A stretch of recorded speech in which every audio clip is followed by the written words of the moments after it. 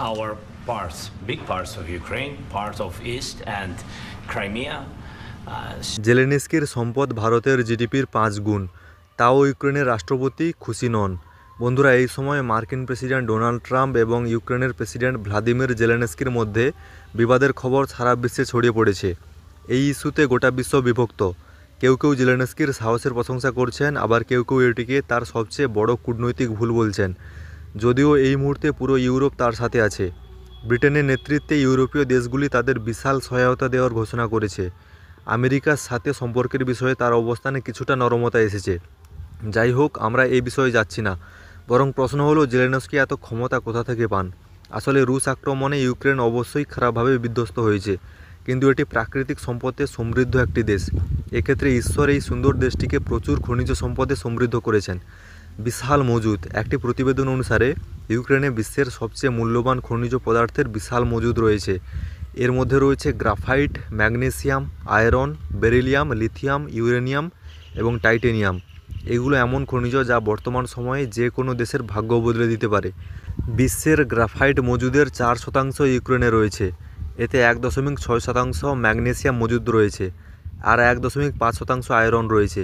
Beryllium এবং লিথিয়ামের ব্যাপক মজুদ রয়েছে। ইউক্রেনে বিশ্বের 2% ইউরেনিয়াম রয়েছে। একইভাবে এটি বিশ্বের টাইটেনিয়ামের 7%। এর মধ্যে লিথিয়াম, ইউরেনিয়াম এবং টাইটেনিয়ামের দিক থেকে তিনি ইউরোপের রাজা। ইউরোপের অন্য কোনো দেশে এই তিনটি খনিজের এত বেশি মজুদ নেই। $15 ট্রিলিয়ন মূল্যের খনিজ সম্পদ। ভাস্কুলেশনের মতে এই খনিজগুলির মোট মূল্য প্রায় $15 ট্রিলিয়ন। ভারতের অর্থনীতির আকার প্রায় $3.5 ট্রিলিয়ন। তা বিবেচনা করলে আপনি এই পরিমাণ বুঝতে পারবেন। তার মানে ইউক্রেনের এই রিজার্ভ ভারতের অর্থনীতির চেয়ে 3 গুণ বড়। রাশিয়া এবং আমেরিকা সহ বিশ্বের অন্যান্য দেশের নজর ইউক্রেনের সম্পদের উপর। প্রেসিডেন্ট ট্রাম্প তার মার্কিন সফরের সময় জেলেনস্কির সাথে যে খনিজ চুক্তির কথা বলেছিলেন তা এর সাথে সম্পর্কিত ছিল। তবে ইউক্রেন এখন তার নিরাপত্তার নিশ্চয়তা পাওয়ার পর আমেরিকার সাথে এই ধরনের চুক্তি করতে রাজি হয়েছে।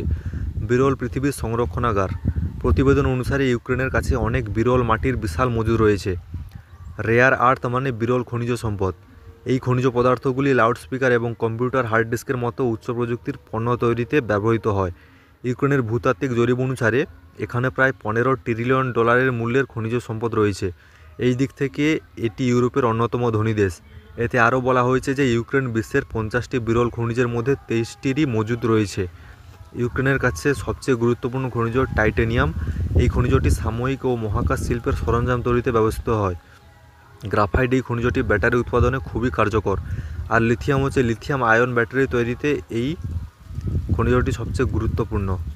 বেরিলিয়াম প্রতিরক্ষা এবং টেলিযোগাযোগ শিল্পের জন্য এই খনিজটি অত্যন্ত গুরুত্বপূর্ণ।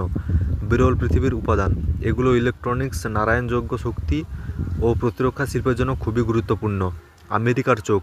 সবচেয়ে বড় কথা হলো আমেরিকা কোনো স্বার্থ ছাড়া ইউক্রেনকে সাহায্য করছে কিনা। তিনি ইউক্রেনকে পানির মতো টাকা খরচ করেছেন, এবং এর পিছনে একটি বড় কারণ হলো ইউক্রেনের খনিজ সম্পদ। ইউক্রেনের এই খনিজ সম্পদ আমেরিকা সরবরাহের শৃঙ্খলকে শক্তিশালী করতে পারে। চীনের উপর তার নির্ভরতা কমতে পারে। বর্তমানে চীন বিরল পৃথিবীর ক্ষেত্রে সবচেয়ে বড় বৈশ্বিক খেলোয়াড় হিসেবে আবির্ভূত হয়েছে। বন্ধুরা, এরকম শর্ট নিউজ পেতে অবশ্যই চ্যানেলটিকে সাবস্ক্রাইব করবেন। ধন্যবাদ।